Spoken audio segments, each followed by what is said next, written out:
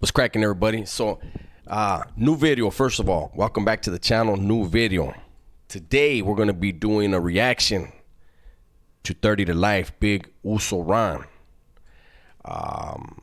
He had a response or reaction video to something that I had put out the other day, and it's pretty much like a cosign, and I appreciate that. And it's also his explanation as an us from the other car,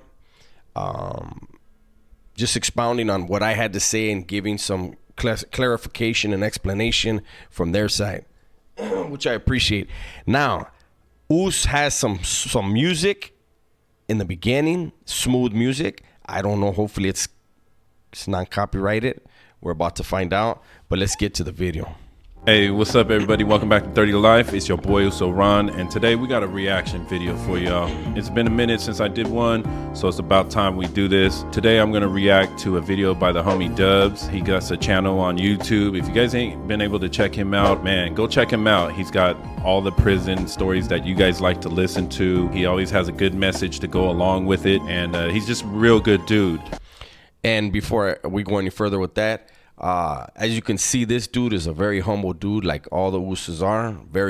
I always call them the gentle giants.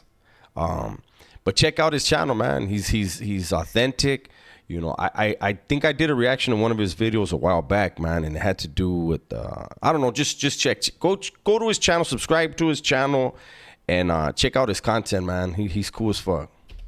Also, if you guys don't know this, he actually is one of the guys that shouted out our channel here on 30 to Life. He shouted us out during the time when we were first getting started.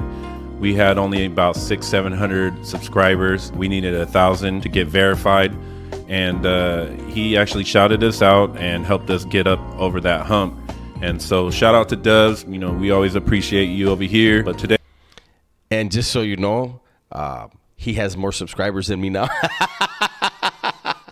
And so if I was somehow able to help him get over the hump, it doesn't matter who shines the light on you. Your content has to be able to carry you. And obviously his content has. today we're going to react to one of his videos that he just shared not too long ago. And he's talking about basically how the Southern Mexicans were at war with the blacks, the Northern Mexicans, the whites, and the others. This is something that I could attest to. I was locked up in High Desert State Prison, and during my stay there, I can tell you this, that Southside was at war with everyone. I'm talking about every time they came out, it just depended on what race was on the yard or who wasn't on lockdown at the time, they was going at it with them. And see, this is not to glorify or make anybody seem tougher. It doesn't mean you were tougher if you went at it with everybody. But it's just to say how, you know, because I get every now and then, you know, there's people that hate. Why hate, man? It doesn't, the prison shit doesn't matter, you know. But when you know, when I gave my 2 cents, my opinion, that for me, I believe the Southern Raza does harder time than anybody. And I gave this, what he's talking about, as part of the example. You know, people say, well, the Bulldogs go at it with everybody. No, they don't. They go at it with the Raza from up north and the Raza from down south. You know, but we're talking about, and Uso Ron is co-signing the fact that, you know, the whole myth of, you know, the Raza from down south having allies. They were at it with the whole entire institution. If somebody came out, if a Raza from Southern California came out of their cell and saw anyone who was not a homie, it was going down. It was mutual. They were going to rush either side, but it was going down. It was all-out warfare. I've never seen or heard of any other group that has done that and who's able to sustain that type of shit. You know what I mean? And even through that type of stuff, what people don't understand is the internal politicking doesn't stop. Even at war, within the Southerners, they are still internally politicking, paying attention to everything that everyone, it's just, you know, but anyways, that's why I had brought that up. It wasn't to make it seem like the Southerners are harder than anybody. That's not what I'm saying, you know.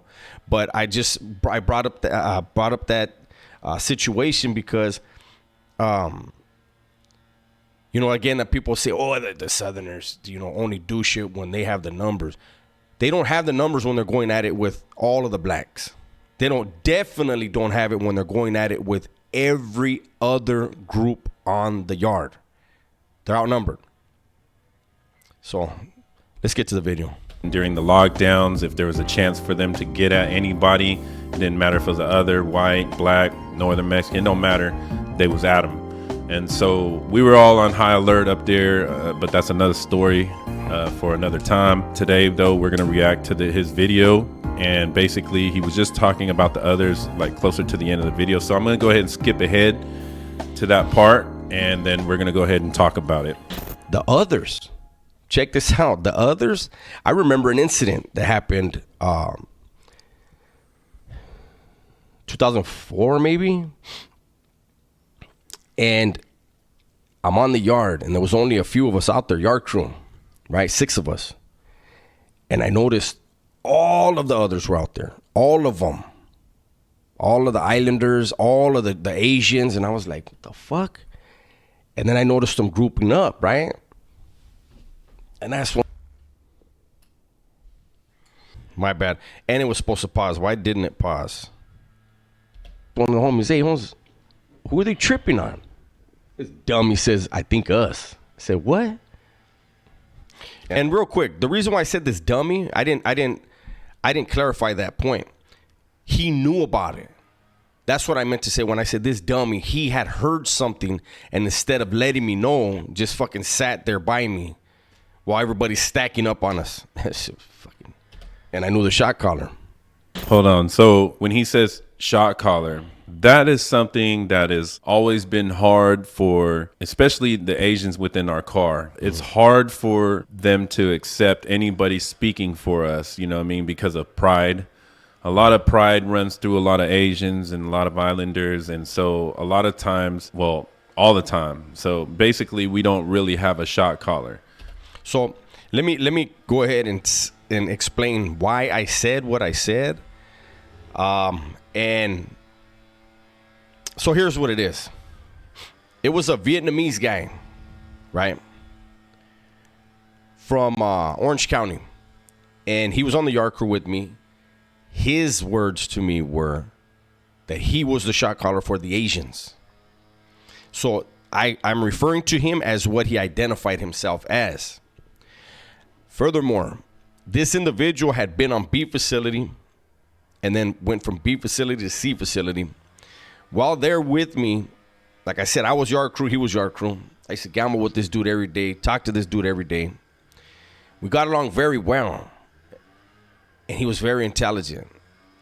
And not to toot my own horn or toot the horn of the Southern Raza, but when we did jales on that yard, they were brutal.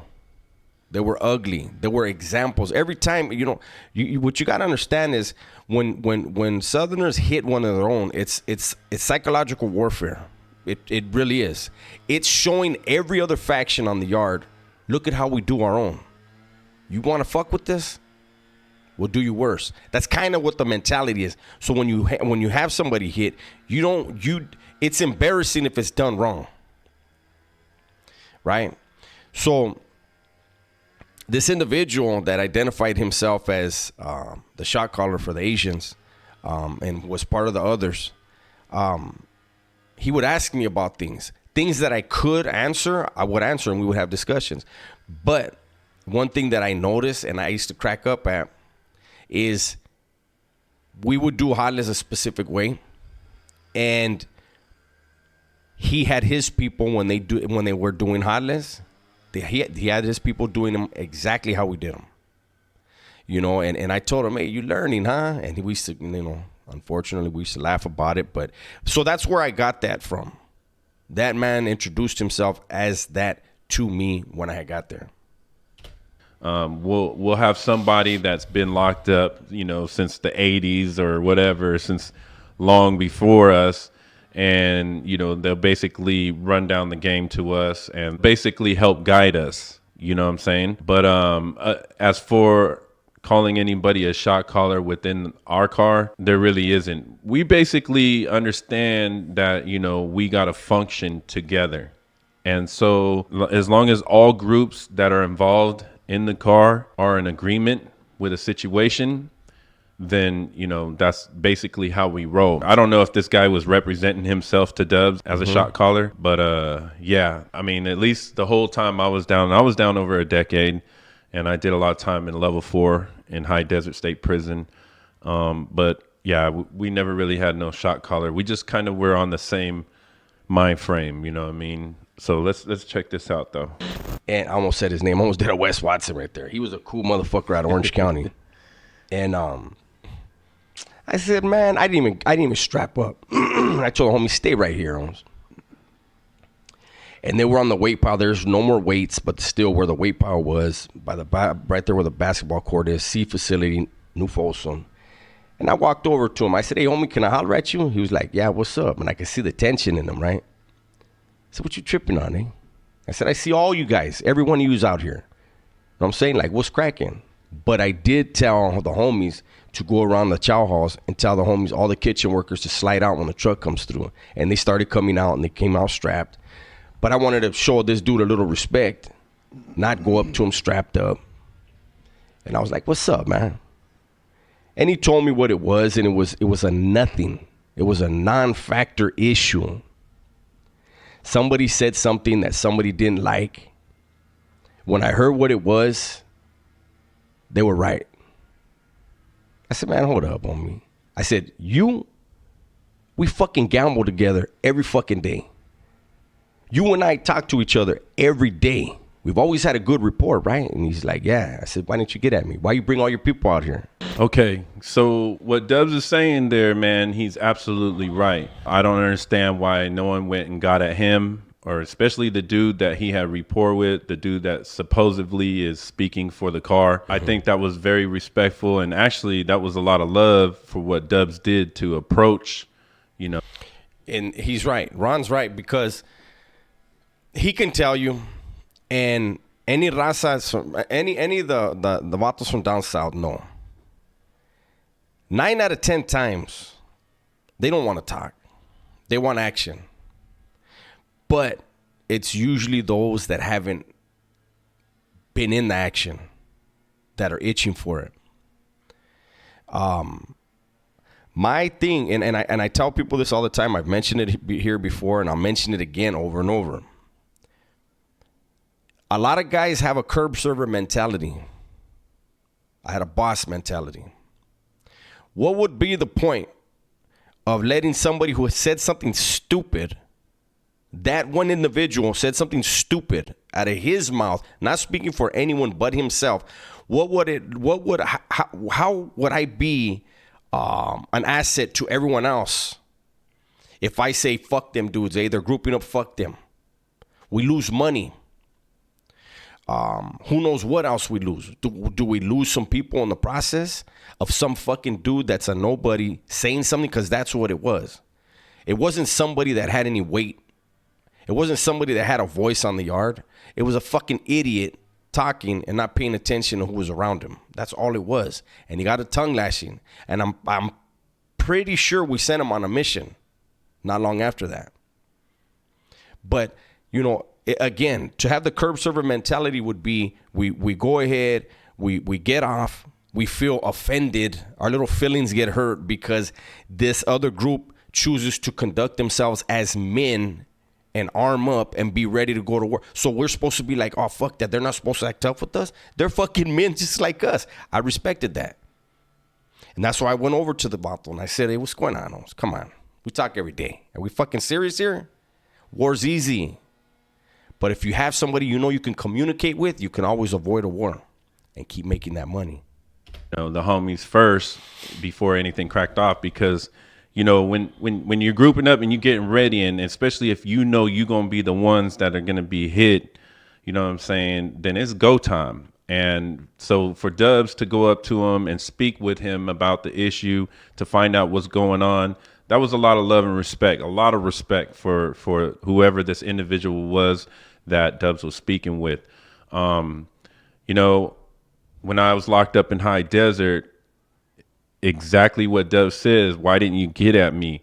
See, in High Desert, we don't just move just to move, because you see, there's repercussions for every action, and especially if you're in the wrong, right? So we kind of move, strategically, of course, and we need to give the respect to the other race, to the other car.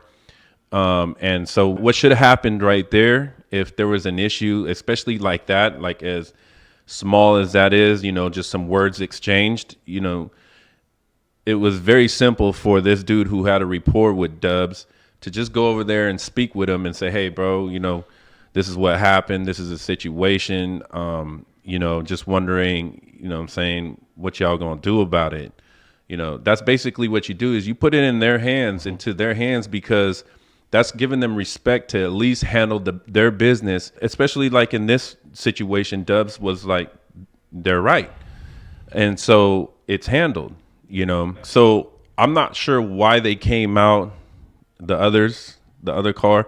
I'm not sure why they came out deep and ready for war, especially for something like that. When it was very simple, especially if they got a rapport with the Southsiders, either way, if they didn't, they should at least approach them and give them action, basically fixing the problem. Because the last thing we all want to do is go to war, and get our brothers hurt, maybe possibly killed, fuck up the program, all that shit, man. And again, like I always say, even military vets say it. Anybody who's been to war, been in war, doesn't want to be in it again. And it's not out of cowardice. It's understanding the senselessness of it. I think it's like me. When I, was, an idiot and had no value on life, my own included, I didn't understand the senselessness of murder, of killing somebody, of taking someone's life. When you grow up and you start realizing the senselessness of it, then you understand, like, that should not be your first option. Not to a sane person. A lot gets shut down because of this. The movement gets shut down. So, we're all trying to avoid this shit. But sometimes you can't avoid things. And the only reason why I would think that it was time to go to war is because basically there was no other outcome. So I'm not sure why they came out to the yard ready to go. I could take a guess, Big Us. I could take a guess. And before I give the guess, let me give you an example.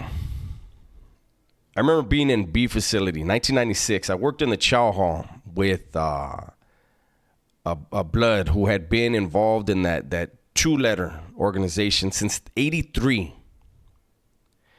And that group on B facility was pretty solid. And this individual, I'm just going to say he was from Compton. He was a Pyro. He used to like to drink a lot. And he would drink and he would vent. But one day he said, man, I've been at war with you guys, man, since 1983. He said, I think that the crew that we have right now on this yard might be able to give you guys a run for your money. And, we're having a conversation. He wasn't threatening. He was just saying, like, I think, he was acknowledging the strength of the opposition, which was a Southern Raza, but saying, I think we can fuck with you guys.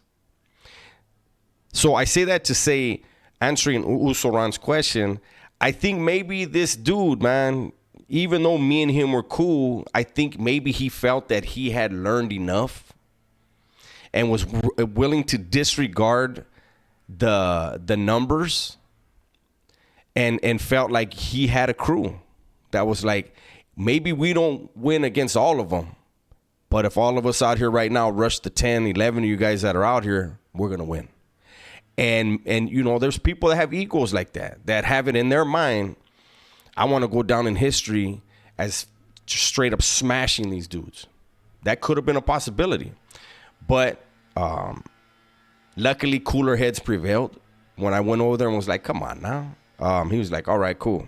And we went right back to making money. I'm pretty sure we gambled that day and Hopefully I beat him.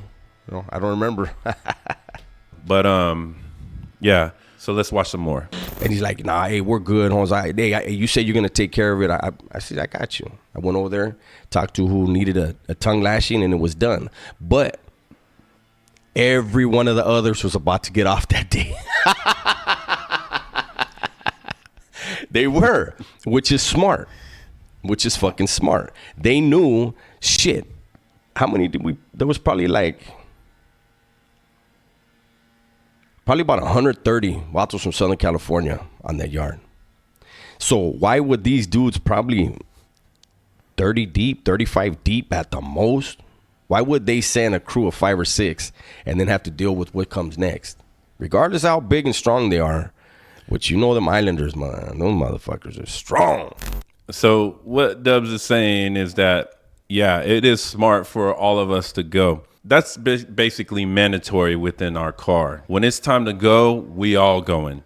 And that has to do with numbers. Dubs had mentioned that. See, because in most prisons, we're outnumbered. In most prisons.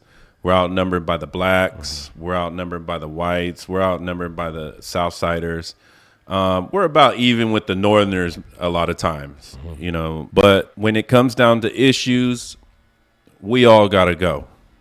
It's just how it is. And especially like he's saying, you want to be in the first wave. What he's saying about being in the first wave is basically when it first kicks off. Because like Dubs is saying, you don't want to be left on the yard with short numbers. We're already short in the first place. And so if most of our homies go to the hole in the first riot, then whatever's left, it's pretty much easy pickings. I mean, we're gonna come out and do what we got to do, and we're gonna fight to the end, of course.